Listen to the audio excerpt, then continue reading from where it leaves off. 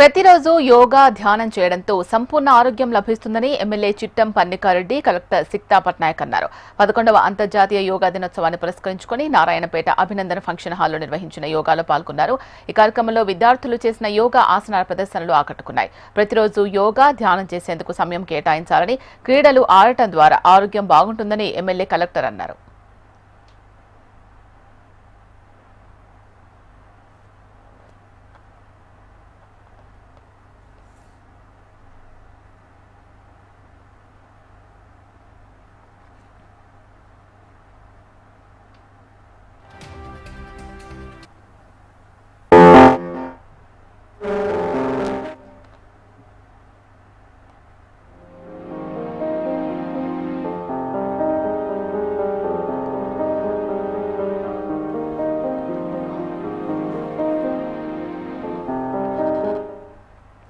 ప్రతిరోజు యోగా ధ్యానం చేయడంతో సంపూర్ణ ఆరోగ్యం లభిస్తుందని ఎమ్మెల్యే చిట్టం పన్నికారెడ్డి కలెక్టర్ సిక్తా పట్నాయక్ అన్నారు.